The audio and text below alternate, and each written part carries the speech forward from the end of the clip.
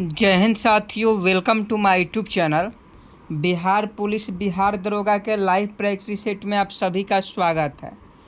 देखिए, आज के इस वीडियो में हम लोग बहुत ही महत्वपूर्ण क्वेश्चन को करने वाले हैं, जिसमें आपका हिस्ट्री का भी क्वेश्चन शामिल रहेगा, ज्योग्राफी का भी क्वेश्चन रहेगा, पॉलिटी का भी रहेगा, इकोनॉमी का रहेगा और साइंस का भी क्वेश्चन शामिल रहेगा।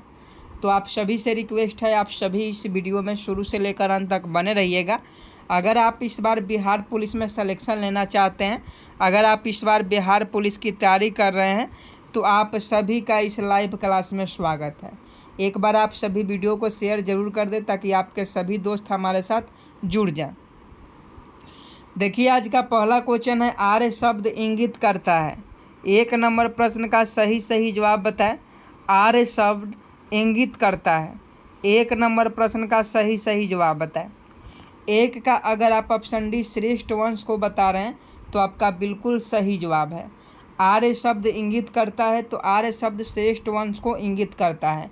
क्वेश्चन ये भी पूछता है कि आर्य कहाँ से आए थे, तो आर्य जो थे वो मध्य एशिया से आए थे।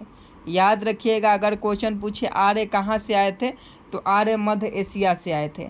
नेक्स्ट प्रश्न 2 नंबर का सही जवाब बताएं। राजतरंगिणी के लेखक कलहन के समय शासक था।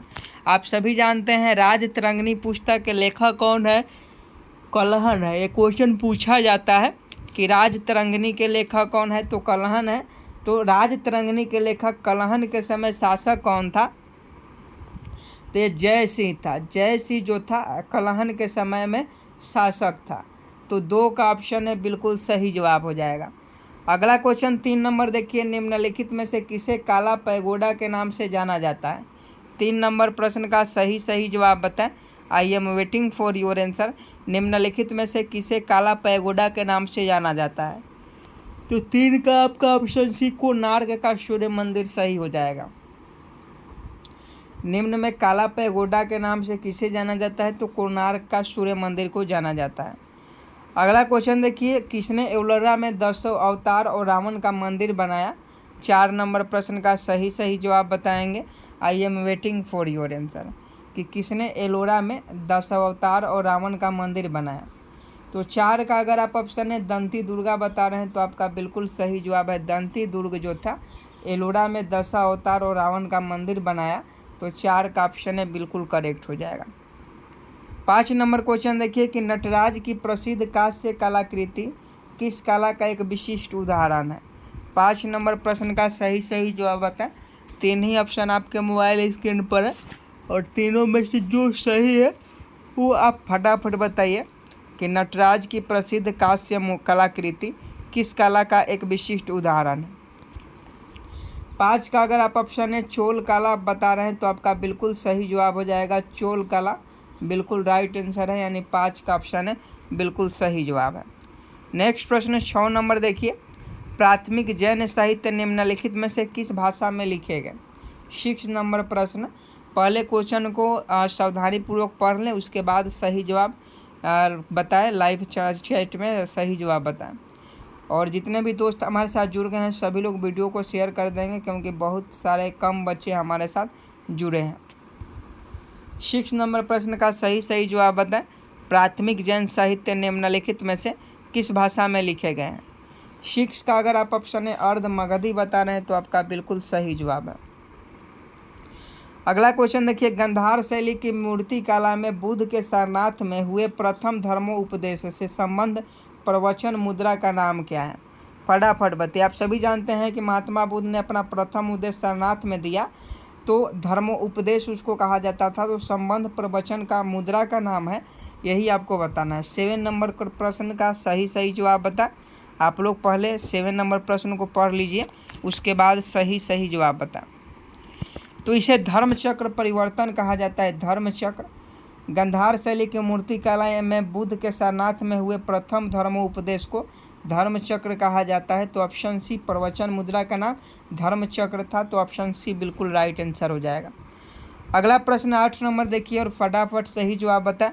मोहम्मद बिन तुगलक के समय किसे चीन का राजदूत नियुक्त किया गया? 8 नंबर प्रश्न का सही जवाब बताएं। मोहम्मद बिन तुगलक के समय किसे चीन का राजदूत नियुक्त किया गया? 8 का अगर आप ऑप्शन सी इब्न बतूता बता रहे हैं तो आपका बिल्कुल सही जवाब है। मोहम्मद बिन तुगलक के समय किसे चीन का राजदूत नियुक्त किया गया? तो इब्न बतूता को नियुक्त किया गया। तो 8 का अगर आप ऑप्शन सी बता रहे हैं तो आपका बिल्कुल सही जवाब है। अगला क्वेश्चन देखिए, तबाकत ए नासरी का लेखक कौन था? 9 नंबर प्रश्न का सही जवाब बताएं। तबाकत ए नासरी का लेखक कौन था? तबाकत ए नासरी का लेखक कौन था? तो 9 का ऑप्शन सी मिनहाज उस सिराज है। मिनहाज उस सिराज आपका बिल्कुल सही जवाब हो जाएगा। अगला क्वेश्चन देखिए, किस युद्ध से भारत में मुस्लिम शक्ति की स्थापना हुई? 10 नंबर का सही जवाब बताएं। ऑप्शन ए होगा या ऑप्शन बी होगा? दो ही ऑप्शन है आपके सामने कि किस युद्ध से भारत में मुस्लिम शक्ति की स्थापना हुई। तो आप सभी जानते हैं तराइन के द्वितीय युद्ध में जब हार जाते हैं उसके बाद जो है मुस्लिम शक्ति की स्थापना भारत में होती है। तो तराइन का द्वितीय युद्ध आपका बिल्कुल सही जवाब है। अगला क्वेश्चन देखिए, 11 नंबर, संगम साहित्य की भाषा कौन सी थी? 11 नंबर प्रश्न का सही जवाब छाप दीजिए। संगम साहित्य की भाषा कौन सी थी? तो 11 का अगर आप ऑप्शन है तमिल बता रहे हैं तो आपका बिल्कुल सही जवाब है। संगम साहित्य की भाषा कौन सी थी? तमिल थी। अगला प्रश्न देखिए, 12 नंबर, निम्नलिखित सूफियों में से किसने कृष्ण को औलिया के रूप में माना? 12 नंबर प्रश्न का सही जवाब बताएं। निम्नलिखित सूफियों में से किसने कृष्ण को औलिया के रूप में माना? फटाफट कमेंट बॉक्स में छाप दीजिए। 12 का ऑप्शन है शाह मोहम्मद गौस बता रहे हैं तो आपका बिल्कुल सही जवाब है। अगला क्वेश्चन देखिए, बंग भंग के बाद कौन सा आंदोलन शुरू हुआ था? 13 नंबर प्रश्न का सही जवाब बताएं। बंग भंग के बाद कौन सा आंदोलन शुरू हुआ था? 13 नंबर प्रश्न का सही जवाब बताएं। बंग भंग के बाद कौन सा आंदोलन शुरू हुआ था? तो आपका स्वदेशी आंदोलन शुरू हुआ था। बंग भंग के बाद कौन सा आंदोलन शुरू हुआ था? तो स्वदेशी आंदोलन शुरू हुआ था। 13 का अगर आप ऑप्शन बी बता रहे हैं तो आपका बिल्कुल सही जवाब है। अगला क्वेश्चन देखिए, जिस आदिवासी नेता को जगत पिता कहा जाता था उसका नाम क्या है? किस आदिवासी नेता को जगत पिता यानी धरती आबा के नाम से जाना जाता था? तो 14 का सही जवाब बताएं कि किस आदिवासी नेता को जगत पिता के नाम से जाना जाता था? तो बिरसा मुंडा आपका बिल्कुल सही जवाब हो जाएगा। बिरसा मुंडा को जगत पिता के नाम से जाना जाता था। अगला क्वेश्चन देखिए, वह कौन सा जगह थी जहां अखिल भारतीय किसान सभा का पहला अधिवेशन हुआ था? 15 का सही जवाब बता। वह कौन जगह थी जहां अखिल भारतीय किसान सभा का पहला अधिवेशन हुआ था? तो इसका सही जवाब लखनऊ हो जाएगा। लखनऊ आपका बिल्कुल राइट आंसर हो जाएगा। वह कौन सी जगह थी जहां अखिल भारतीय किसान सभा का पहला अधिवेशन हुआ था? तो लखनऊ था। तो ऑप्शन बी आपका बिल्कुल ऑप्शन सी है। ऑप्शन सी बिल्कुल सही जवाब हो जाएगा। 1916 का जो अधिवेशन हुआ था कांग्रेस का, वह भी लखनऊ में हुआ था जहां नरम दल और गरम दल एक साथ जुड़ गए थे। अगला प्रश्न देखिए और फटाफट सही जवाब बताएं। निम्नलिखित में खिलाफत आंदोलन का परिणाम कौन था? 16 का सही जवाब बताएं। निम्नलिखित में खिलाफत आंदोलन का परिणाम कौन था? तो 16 का अगर आप ऑप्शन है हिंदू मुस्लिम मतभेद में कमी आई, ये आपका बिल्कुल सही जवाब होगा। खिलाफत आंदोलन का जो परिणाम था, हिंदू मुस्लिम की मतभेदों में कमी आई थी। तो 16 का ऑप्शन है आपका बिल्कुल सही जवाब हो जाएगा। अगला क्वेश्चन 17 नंबर देख लीजिए। ब्रिटिश सरकार ने महात्मा गांधी को जो उपाधि दी थी और जिसे उन्होंने असहयोग आंदोलन के दौरान वापस कर दिया, कौन सी थी? ब्रिटिश सरकार ने महात्मा गांधी की जो उपाधि दी थी, देखिए क्वेश्चन है बहुत ईजी है, लेकिन क्वेश्चन को इतना ना घुमा दिया है कि आप देखेंगे तो कहेंगे कि ये क्वेश्चन हमने पढ़ा ही नहीं है, लेकिन क्वेश्चन बहुत ईजी है। इसलिए परीक्षा का पैटर्न के अनुसार हम आपको क्वेश्चन करवा रहे हैं ताकि आपके एग्जाम में डायरेक्ट देखने को मिले। तो 17 नंबर देखिए, ब्रिटिश सरकार ने महात्मा गांधी को जो उपाधि दी थी और जिसे उन्होंने असहयोग आंदोलन के दौरान वापस कर दिया, कौन सी थी? तो 17 का ऑप्शन बी हो जाएगा, केसर ए हिंद की उपाधि। केसर ए हिंद की उपाधि ब्रिटिश सरकार ने महात्मा गांधी को दिया था और चोरी हत्याकांड के बाद इसे महात्मा गांधी ने वापस कर दिया। अगला प्रश्न देखिए, मोतीलाल नेहरू और चित्तरंजन दास द्वारा 1923 में गठित पार्टी का नाम क्या था? आप सभी जानते हैं कि मोतीलाल नेहरू और चित्तरंजन दास ने 1923 में एक पार्टी का गठन किया था। उस पार्टी का नाम क्या था? तो उस पार्टी का नाम जो था स्वराज पार्टी था। स्वराज पार्टी की स्थापना किसने की? मोतीलाल नेहरू और चित्तरंजन दास ने कब की? तो 1923 में की, याद रखिएगा। अगला क्वेश्चन देखिए 19 नंबर, शक्ति के विरुद्ध अधिकार। शक्ति के विरुद्ध अधिकार की इस लड़ाई में विश्व की सहानुभूति चाहता हूँ। ध्यान से पढ़िएगा, शक्ति के विरुद्ध अधिकार की इस लड़ाई में मैं विश्व की सहानुभूति चाहता हूँ, यह कथन किससे संबंध है? फटाफट बताइए। 19 नंबर क्वेश्चन पढ़ लीजिए और उसके बाद सही सही जवाब बताएं कि 19 का सही जवाब क्या हो जाएगा।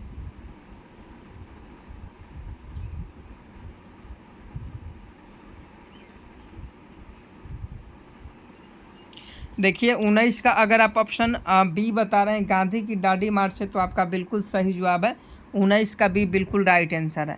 अगला क्वेश्चन 20 नंबर देखिए, गांधी इरविन समझौता के हस्ताक्षरित होने में किसने महत्वपूर्ण भूमिका निभाई? 20 नंबर प्रश्न का सही जवाब कमेंट बॉक्स में छाप दीजिए।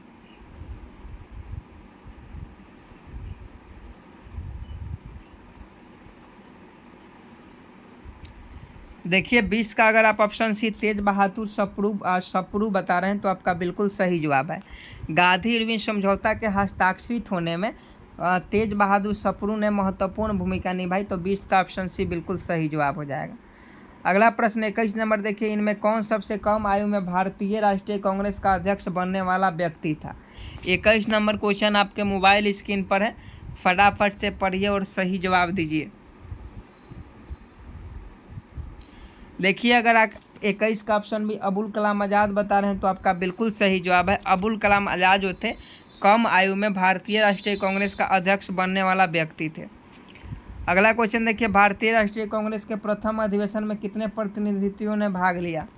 भारतीय राष्ट्रीय कांग्रेस के प्रथम अधिवेशन में कितने प्रतिनिधियों ने भाग लिया? 22 का सही जवाब बताएं। तो 22 का अगर आप ऑप्शन सी 72 बता रहे हैं, तो आपका बिल्कुल सही जवाब है। भारतीय राष्ट्रीय कांग्रेस के प्रथम अधिवेशन में 72 प्रतिनिधियों ने भाग लिया, तो 22 का ऑप्शन सी सही जवाब हो जाएगा। 23 नंबर क्वेश्चन का सही जवाब बताएं कि किस अधिनियम के अंतर्गत भारतीय परिषद को समाप्त किया गया था? 23 का सही जवाब बताएं, किस अधिनियम के अंतर्गत भारतीय परिषद को समाप्त किया गया था? तो इसका सही जवाब क्या हो जाएगा? ऑप्शन बी हो जाएगा, government of India act. Government of India act 1935। 1935 का जो एक्ट था भारत सरकार का, उसी के अंतर्गत भारतीय परिषद को समाप्त किया गया था। अगला क्वेश्चन देखिए कि बिहार में परमानेंट सेटलमेंट लागू करने का क्या कारण था? 24 का सही जवाब बताएं कि बिहार में परमानेंट सेटलमेंट लागू करने का क्या कारण था? तो 24 का ऑप्शन बी हो जाएगा, जमींदारों के लिए जमीन पर वंश परंपरागत अधिकार को स्वेच्छा से हस्तांतरित करने का अधिकार जो था, ऑप्शन बी हो जाएगा। और इसीलिए बिहार में परमानेंट सेटलमेंट में जो लागू करने का जो था वो जरूरी था। अगला क्वेश्चन देखिए 25 नंबर के, ब्रिटिश शासन के समय अर्थव्यवस्था को खोखला करने के सिद्धांत के बारे में पुस्तक किसने लिखी थी? 25 नंबर प्रश्न ध्यान से पढ़िए, आपके मोबाइल स्क्रीन पर है, उसके बाद सही जवाब दीजिए कि ब्रिटिश शासन के समय अर्थव्यवस्था को खोखला करने के सिद्धांत के बारे में पुस्तक किसने लिखी थी? तो अगर 25 का ऑप्शन डी दादा भाई नौरोजी बता रहे हैं, तो आपका बिल्कुल सही जवाब हो जाएगा ऑप्शन डी। दोस्तों आज के इस वीडियो में हम लोग बात करने वाले हैं एनसीईआरटी पर आधारित जीके के बेस्ट बुक के बारे में, जो कि पूजा पब्लिकेशन का है। यह बुक बेस्ट क्यों है? क्योंकि इसमें 15 वर्ष के पिछले पूछे गए सभी प्रतियोगी परीक्षाओं में जो प्रश्न पूछे गए थे, आपको इस बुक में देखने को मिल जाएगा। और यह बिल्कुल एनसीईआरटी पर आधारित है, जो आपके लिए बहुत ही महत्वपूर्ण है। पिछले साल जो बीपीएससी के द्वारा बिहार दरोगा का एग्ज़ाम हुआ था, बिहार पुलिस का एग्ज़ाम हुआ था और 6वीं बीपीएससी का एग्ज़ाम हुआ था, उसमें इस बुक से डायरेक्ट क्वेश्चन लड़े थे।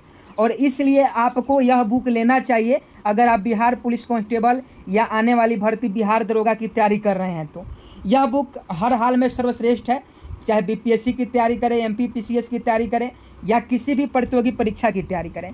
यह बुक में हर वह टॉपिक दिया गया है और उस टॉपिक को हाईलाइट भी कर दिया गया है ताकि आपको समझने में दिक्कत नहीं हो। जैसे आप राष्ट्रपिता महात्मा गांधी के बारे में जानना चाहते होंगे तो आप यहाँ देखिए कि जो इम्पोर्टेंट फैक्ट है महात्मा गांधी से संबंधित उसको रेड कलर से हाईलाइट कर दिया गया है। यहाँ भी आप देख रहे होंगे, ऐसा किसी भी बुक में देखने को नहीं मिलता होगा कि जो परीक्षा उपयोगी हो उसको हाईलाइट कर दिया गया हो, और इसीलिए यह बुक बहुत ही महत्वपूर्ण है। आप और भी देख सकते हैं यहाँ, आप यहाँ देख लीजिए, चाहे मध्यकालीन भारत हो या दिल्ली सल्तनत के बारे में हो, देख लीजिए टेबल बनाकर आपको समझाया गया है।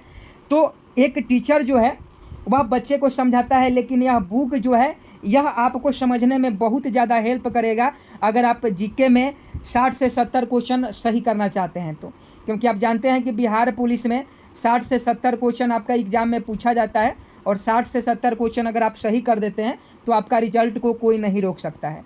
तो यह बुक आपके लिए बहुत ही महत्वपूर्ण है। यह बुक आपके नज़दीकी मार्केट में अवेलेबल है। अगर आपको वहाँ से लेने में कोई दिक्कत होती है तो आप जो है ऑनलाइन अमेजोन या फ्लिपकार्ट से मंगा सकते हैं, या पूजा पब्लिकेशन का सामान्य ज्ञान का बुक।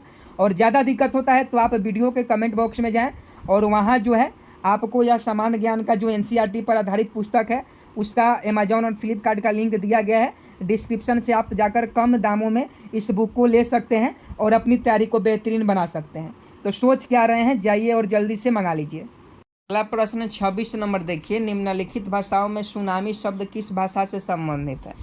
निम्नलिखित भाषाओं में सुनामी शब्द किस भाषा से संबंधित है? तो देखिए सुनामी जो शब्द है यह आपका जापानी भाषा से संबंधित है। सुनामी शब्द किससे संबंधित है? तो जापानी भाषा से संबंधित है। तो जापानी भाषा आपका बिल्कुल सही जवाब हो जाएगा। अगला क्वेश्चन देखिए, लघु हिमालय स्थित है मध्य में। लघु हिमालय स्थित है, लघु हिमालय कहाँ स्थित है? तो देखिए 27 का सही जवाब क्या हो जाएगा? ऑप्शन बी हो जाएगा। शिवालिक और महान हिमालय के मध्य में, शिवालिक और महान हिमालय के मध्य में लघु हिमालय स्थित है। ज्योग्राफी का क्वेश्चन है, पूछा जाता है, तो ऑप्शन बी बिल्कुल सही जवाब हो जाएगा। अगला क्वेश्चन देखिए 28 नंबर, भारत का सबसे बड़ा ग्लेशियर कौन है? 28 का सही जवाब बताएं। I am waiting for your answer. Bharat का सबसे बड़ा ग्लेशियर कौन है? तो भारत का सबसे बड़ा जो ग्लेशियर है सियाचिन ग्लेशियर है। क्वेश्चन पूछा जाता है और आप सभी को याद भी होगा कि भारत का सबसे बड़ा ग्लेशियर कौन सी है? सियाचिन ग्लेशियर है। अगला क्वेश्चन देखिए 29 नंबर, छोटा नागपुर पठार का सर्वाधिक घना बसा जिला धनबाद क्यों है? छोटा नागपुर पठार का सर्वाधिक घना बसा जिला धनबाद क्यों है? तो इसका सही जवाब है कि खनन उद्योग का विकास तथा औद्योगिकीकरण, खनन उद्योग का विकास तथा औद्योगिकीकरण जो है धनबाद में है, इसलिए इसका सही जवाब ऑप्शन सी हो जाएगा। अगला प्रश्न 30 नंबर देखिए, गन्ने में शर्करा की मात्रा घट जाती है यदि? गन्ने में शर्करा की मात्रा घट जाती है यदि? फटाफट बताइए 30 का सही जवाब। गन्ने में शर्करा की मात्रा घट जाती है यदि? इसका सही जवाब पकने की अवधि में पाला गिर जाए। अगर पकने की अवधि में पाला गिर जाए तो इस गन्ने में शर्करा की जो मात्रा है वो घट जाती है। तो 30 का ऑप्शन बी बिल्कुल सही जवाब हो जाएगा। अगला क्वेश्चन देखिए, तालाबों द्वारा सिंचित क्षेत्र किस राज्य में सर्वाधिक है? तो इसका सही जवाब क्या हो जाएगा? तालाबों द्वारा पूछा जा रहा है, नहरों द्वारा पूछा जाता तो पंजाब हो जाता, लेकिन तालाबों द्वारा पूछा जा रहा है तो तमिलनाडु हो जाएगा। तमिलनाडु इसका बिल्कुल सही जवाब हो जाएगा। अगला क्वेश्चन देखिए, पोर्ट ब्लेयर अवस्थित है 32 का सही जवाब बताएं कि पोर्ट ब्लेयर अवस्थित है। तो पोर्ट ब्लेयर आप सभी जानते हैं दक्षिणी अंडमान में अवस्थित है, तो दक्षिणी अंडमान आपका बिल्कुल सही जवाब हो जाएगा। पोर्ट ब्लेयर कहाँ स्थित है? दक्षिणी अंडमान में। अगला क्वेश्चन देखिए, भारत में सबसे ज़्यादा चाय उत्पादन क्षेत्र इनमें से किसका है? भारत में सबसे ज़्यादा चाय उत्पादन क्षेत्र इनमें से किसका है? तो इसका सही जवाब असम हो जाएगा। भारत में सबसे ज़्यादा चाय कहाँ उत्पादन होता है? असम में। ऑप्शन देखकर ही आप लोग जहाँ असम का नाम है सही मार दीजिएगा। अगला क्वेश्चन देखिए, ब्रह्मपुत्र नदी भारत में मैदानी भाग में किस नाम से प्रवेश करती है? 34 का सही जवाब बताएं। ब्रह्मपुत्र नदी भारत में मैदानी भाग में किस नाम से प्रवेश करती है? तो इसका सही जवाब दिहांग हो जाएगा। ब्रह्मपुत्र नदी भारत में दिहांग नाम से प्रवेश करती है, तो ऑप्शन सी बिल्कुल सही जवाब हो जाएगा। अगला क्वेश्चन देखिए, राजस्थान की खेतरी परियोजना किस लिए प्रसिद्ध है? खेतरी परियोजना से संबंधित क्वेश्चन पूछा जाता है, इसलिए आपको याद रखना होगा कि राजस्थान की जो खेतड़ी परियोजना है किसके लिए प्रसिद्ध है। तो देखिए खेतड़ी परियोजना किसके लिए प्रसिद्ध है, तो ये आपका तांबा के लिए प्रसिद्ध है। राजस्थान में जो खेतड़ी है ये किसके लिए प्रसिद्ध है, तो तांबा के लिए प्रसिद्ध है। तो तांबा आपका बिल्कुल सही जवाब हो जाएगा। अगला क्वेश्चन 36 नंबर देखिए, मक्की की खेती की जा सकती है। मक्के की खेती कब की जा सकती है, तो आप सभी जानते हैं मक्के की जो खेती होती है यह वर्ष भर में की जा सकती है, माने सालों भर जो है मक्के की खेती की जा सकती है। समझे कि नहीं, तो इसका ऑप्शन डी सही जवाब हो जाएगा। आपने देखा होगा एक भदैया मकई होता है, एक ठंडा के दिन में मकई बोया जाता है, एक गर्मी के दिन में बोया जाता है। तो इसका सही जवाब ऑप्शन डी वर्ष भर हो जाएगा।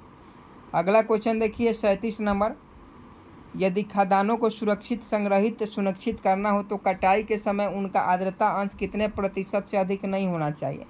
37 नंबर क्वेश्चन पढ़ लीजिए, उसके बाद सही जवाब बताएं कि यदि खाद्यान्नों का सुरक्षित संग्रह सुनिश्चित करना हो तो कटाई के समय उनका आर्द्रता अंश कितना प्रतिशत अधिक नहीं होना चाहिए, तो 14% से अधिक नहीं होना चाहिए। 38 नंबर क्वेश्चन देखिए, एक मार्क है तो एक मार्क क्या है, तो एक मार्क जो है गुणवत्ता गारंटी की मोहर है। गुणवत्ता गारंटी की जो मोहर है एक मार्क है। 39 नंबर क्वेश्चन देखिए, बांग्लादेश में गंगा नदी को पुकारा जाता है। क्वेश्चन बहुत इंपॉर्टेंट है, रट जाइए इस प्रश्न को कि बांग्लादेश में गंगा नदी को क्या नाम दिया जाता है, तो वहाँ उसे पद्मा नदी के नाम से जाना जाता है। ऑप्शन बी सही जवाब हो जाएगा। आज का लास्ट प्रश्न है 40 नंबर की, गंगा नदी की एकमात्र सहायक नदी जिसका उद्गम मैदान में है को चिन्हित करें। तो इसका सही जवाब ऑप्शन सी गोमती हो जाएगा। देखिए क्लास बीच में डिस्टर्ब चल रहा है क्योंकि अभी हम पटना में नहीं है, अभी हम गांव में आ गए हैं, इसलिए यहाँ क्लास कराने में थोड़ा सा दिक्कत होती है, इसीलिए क्लास आपका डिस्टर्ब चल रहा है। 2-4 दिन के बाद पटना हम चले जाएंगे तो फिर आपका क्लास उसी अंदाज में और उसी जो है टाइम पर आपका फिर से चलने लगेगा। तब तक के लिए आप जो है क्लास को देखते रहिए और PDF टेलीग्राम पर दे देंगे। चैनल को सब्सक्राइब नहीं किया तो चैनल को सब्सक्राइब कर बेल आइकन को प्रेस कर लें। जय हिंद जय भारत।